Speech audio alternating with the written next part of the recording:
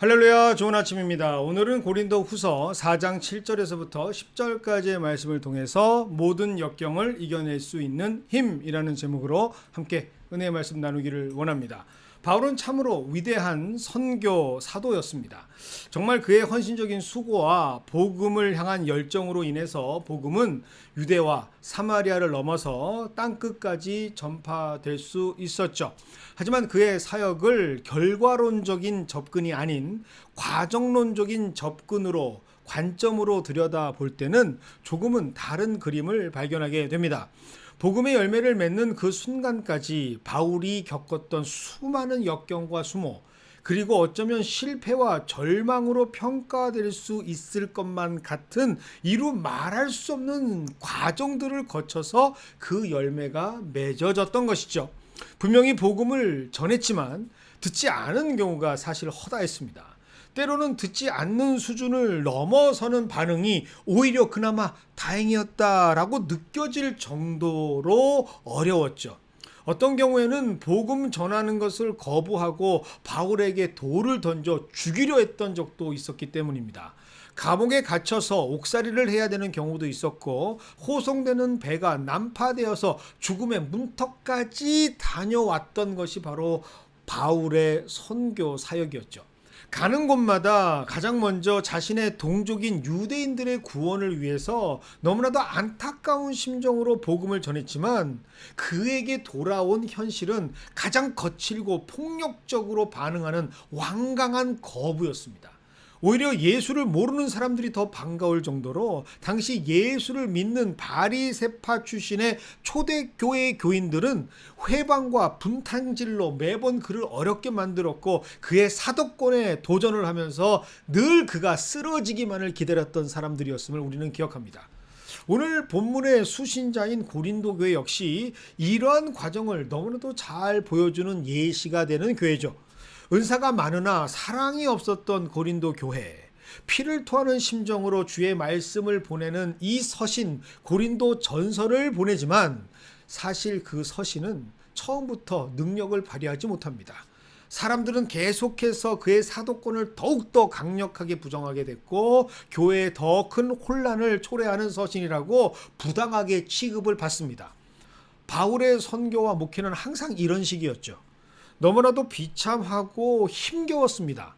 물론 가치 있는 열매를 맺기 위해서는 수많은 인고의 시간을 가져야 한다라는 사실을 분명히 알고는 있지만, 매번 이러한 과정을 거쳐야만 한다면 과연 누가 이런 일을 감당할 수가 있겠습니까?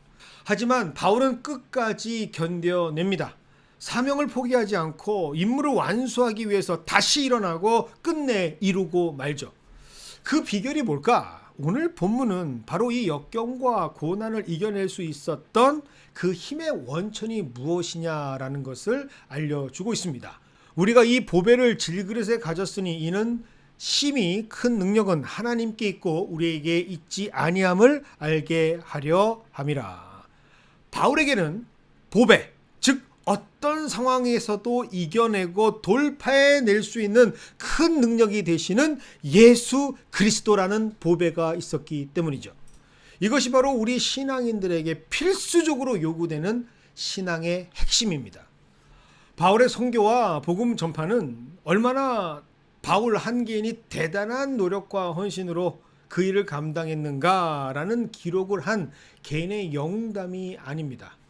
비록 험난하고 고통스러웠지만 그 수많은 고난과 수모를 당하고 겪어야만 하는 과정이었지만, 이 모든 것을 견딜 수 있었던 힘, 절대로 쓰러지지 않고 끝까지 임무를 완수할 수 있게 만들었던 그 힘의 실체와 능력이 만천하에 공개되고 노하우가 누설되어지는 복음의 이야기였던 것이죠.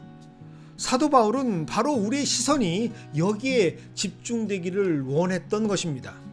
그래서 보배이신 예수만 우리에게 있다면, 죽음을 이기시고 부활하신 생명의 힘이신 예수 그리스도가 우리와 함께 하기만 한다면, 우리가 사방으로 우겨쌈을 당하여도 쌓이지 아니하며 답답한 일을 당하여도 낙심하지 아니하며 박해를 받아도 버림바 되지 아니하며 거꾸로 엎드림을 당하여도 망하지 아니할 수 있다고 힘있게 오늘 우리에게 선포하고 있는 것이죠. 오히려 그가 당했던 고난, 그가 경험했던 모든 인고의 시간과 불평등의 대우 역시 예수님의 능력을 선명하게 증거할 수 있는 은혜의 과정이었다, 축복의 시간이었다라는 의미로 이렇게 선포할 수 있었던 것입니다. 우리가 항상 예수의 죽음을 몸에 짊어짐은 예수의 생명이 또한 우리 몸에 나타나게 하려 함이라. 이것이 바로 오늘 우리 성도들에게 필요한 신앙의 힘이죠. 우리가 살아가는 지금의 시대는 더 이상 복음이 환영받지 못하는 시대입니다. 신앙생활은 어느새 합리적이지 못할 것처럼 보이고 더 이상 매력적이지 않은 조금은 이상한 사람들 또는 특정인들의 리그처럼 보이기 시작했습니다. 인류학, 문화학, 그리고 미래학을 공부하는 학자들과 학계에서는 더 이상 주저하지 않고 기독교의 소멸을 이야기하기 시작했죠. 공공연하게 교회는 사라지게 될 것이다 라는 것을 예측하고 때로는 그것이 마냥 그들의 소망인 것처럼 그렇게 일어났으면 좋겠다라는 강력한 그들의 의지인 것처럼 수많은 데이터와 의견들을 거침없이 쏟아내고 있습니다. 하지만 기억하시길 바랍니다.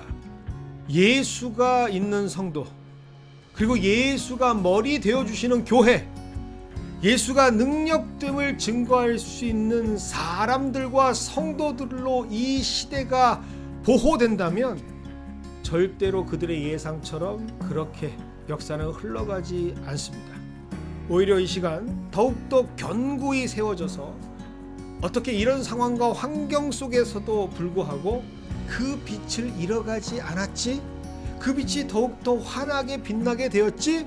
역설적으로 열매가 맺게 되어지는 복음과 선교와 은혜의 역사로 기록되게 될 수 있기 때문입니다. 그 역사의 한 페이지를 오늘 예수님과 함께 승리하시며 만들어 가시는 우리 모두가 되시기를 주님의 이름으로 축원드립니다.